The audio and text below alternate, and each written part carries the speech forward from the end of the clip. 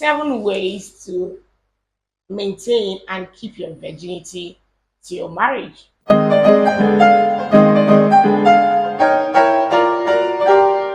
Hello, it's pjay here.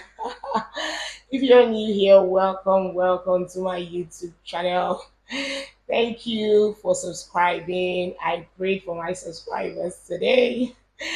All right, if you are a young person, single person, girl or guy, waiting to keep her virginity in this sexually perverse world, and you want to dare to be different, to stand for yourself and what you believe in, this is for you. Now, if you're also a parent and you want to help your children navigate this journey of purity, navigate the journey of being sexually pure, please, this is for you. Because I remember many years ago, I hadn't even had my girl when I bumped into Jamie Grace's channel on how she kept her virginity, and she was talking about it in a podcast. I was so good, I had to save it so that my daughter would watch it while she's going. Thankfully, I'm doing the video now, so this is a good one for you as a parent. All right, without further ado, I jump right into it. So, number one way to keep your virginity is to examine your why. Yes, consider your why. Why do you want to keep your virginity to your marriage? Because mommy and daddy said so? Because the church preaches about it? Or because you live in a religious environment and you feel, if you don't do it, you're going to be excommunicated or victimized? What's your why? I'm sure you want to keep your virginity because you want to honor God. I'm sure you want to keep your virginity because you don't want to provoke love before it's time. I'm sure you want to keep your virginity because you want your special day to be for your special one, your beloved. So you need to know your why. If you know your why, it's going to help you be free from fear of your environment, and you are empowered. You make healthy choices. You know where you are in your walk of destiny, and you can pursue it. So examine your why, and it will help you to make a good choice. The second reason why you want to, one of the practical ways to keep your virginity, is to define your boundaries. Define your boundaries. Your physical boundaries, emotional boundaries, your mental boundaries, even your social boundaries. You have to define them. Defining your boundaries empowers you to talk with confidence, to resist with confidence, to persist with confidence, so that if you're saying no with joy. So in physical boundaries, you ask yourself, how far is too far for me? How do I not expect to be touched? So physical boundaries will tell you, there's some people who constructively, they are virgins, they are constructive virgins, in the sense that, from here up has been ravished, but from down, that's what you're keeping. But if you define your physical boundaries, it will help you keep every aspect of your body, so that you're not like me. Because I missed this particular definition, I caught myself, when I had a crush, I kissed here, kissed there. It couldn't have been so if I defined and said, this is how far I want you to go. There's some people who don't care. They don't have boundaries, so they can hold you anywhere, touch you anywhere, drag you anywhere, So, but if you have defined boundaries, you can say no with joy. No, this is too far for me. So you define your physical boundaries. Define your mental boundaries. When you have mental boundaries, there's some things you don't watch, you don't allow into your mind. There's some things you don't allow to feed into your mind, feed into your spirit. You can say no to pornography. You can say no to some of those, movies that evoke your feelings in not so good way. So define your boundaries. That's what I'm trying to say, so that you're free and you're empowered. So you can say no to partying because your boundaries are defined. No to aloneness with an opposite sex because your boundaries are defined. No to visiting or allowing someone to visit you once it's past a particular time.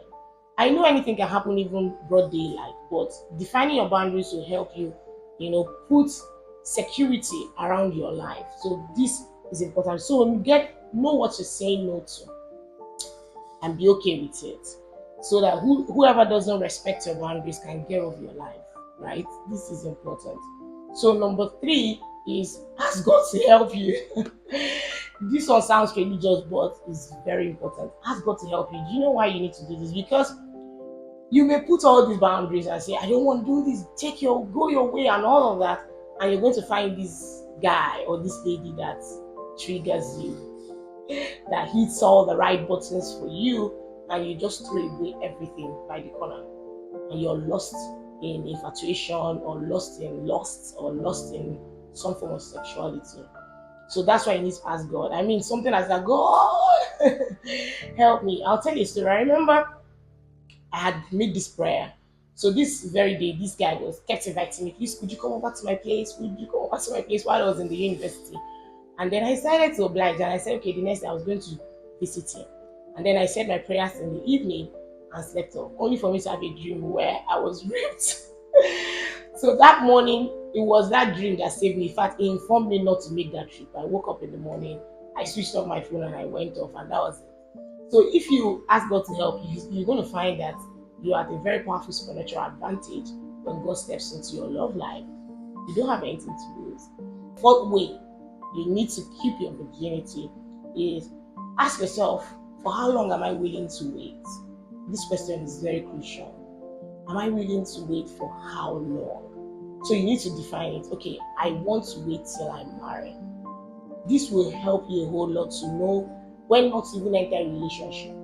So what I did for myself was, because I said I wasn't going to enter into a relationship till I was done with school, and that was it for me. So relationships were coming, I kept saying no, because I knew for how long I wanted to wait. So if you know how long you want to wait, it will help you also know when to date exclusively or not. So that even when you're going on dates inclusively, like you have all your friends around, female and male friends, and you're hanging out with them.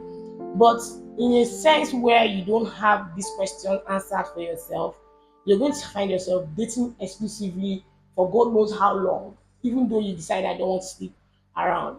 But the truth is that dating exclusively when you're not ready will evoke and trigger your feelings, and you're going to go down on your values. You compromise your values, and you find yourself doing the things that you promised yourself to not do.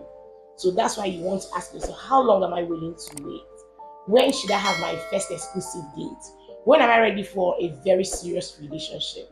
Ask these questions and answer. So for me, I told myself I was going to wait till I was ready to marry, till I was done with school, with the university. And that was for how long I waited. Now, don't judge me. I had crushes here and there. But that decision alone helped me to not say yes, knowing that something was waiting for me in the future.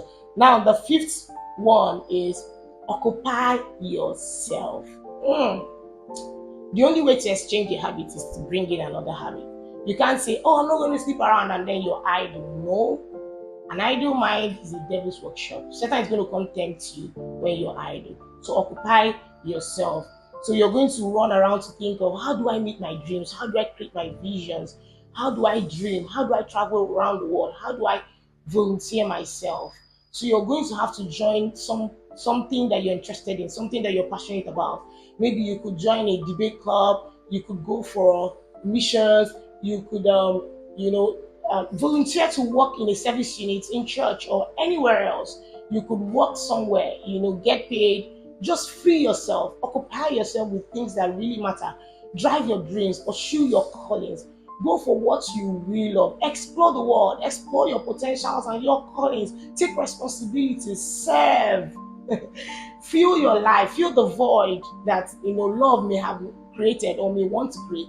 So fill it with something that really, really is important with you. Take your academics very seriously, because emotional energy can sap mental energy, I tell you. So you find people who are into relationships in school and they're no longer coming for classes, and you're wondering why.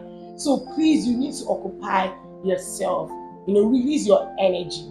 Go for exercise if you have to. Release your energy. Go for dance classes, music classes, singing classes, and it will help you. Now, the sixth thing that would help you, I think, is to do what? Write it down. Write all these things you want to do down. Don't just have it in your head. If I'm not going to marry, no, write it down. There's a relationship between your hands and your brain. So you need to put it down and put it somewhere. Maybe not somewhere that is open so that your roommates don't make jest of you for it. If you're bold enough, that's fine. But if not, you can just put it, write it, maybe put it inside your diary, save it somewhere in your phone to always look at it when jungle matures, so that you know, okay, this is not what I want to do, or this is what I want to do. Very important that is written down. Then the final one I'll share with you is, who is in your space? This one I saved it for the last, because sometimes I have found out that if you work with the wise, if you have 4 friends that are wise, you're likely going to be the 5th one. But if you work with foolish people, bandwagon, people with no values, or people who are willing to compromise their values, you're going to find yourself compromising your values every other day. So it's important that you watch who is your guy, who is in your space, what values uphold your guy, what's your personal code of conduct, what's your guy's personal code of conduct, who is in your corner, who is in your community. Are they also people who believe in what you believe in, people who are passionate about what you're passionate about? This is so crucial. Yeah, so if you have those kind of human beings around your space, it will be easier for you. People who honor God, who want to honor God, who want to keep themselves against all odds, because you're going to have temptations. Yes, you're going to have temptations. So keep the right people in your corner. Maintain powerful relationships. Don't be intimidated by any wrong person. If you, like I told you in my last video, and I was sharing, I had these girls who would always talk about sexuality, how they had sex, how they slept with this, and then I wouldn't have anything to contribute.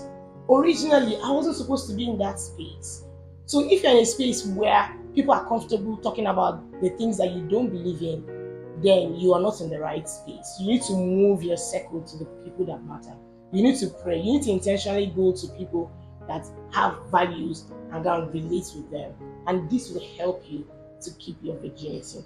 Maybe I missed a point or two, I don't know, but tell me in the comment section, do you think there are other things that a single person can do to maintain and to keep their virginity? Probably you're married now, you kept yours. Are there things you feel that we can do to keep our virginity? I want to hear your comments in the comment section. So thank you. Thank you for stopping by today. Remember to like and to subscribe to my YouTube channel.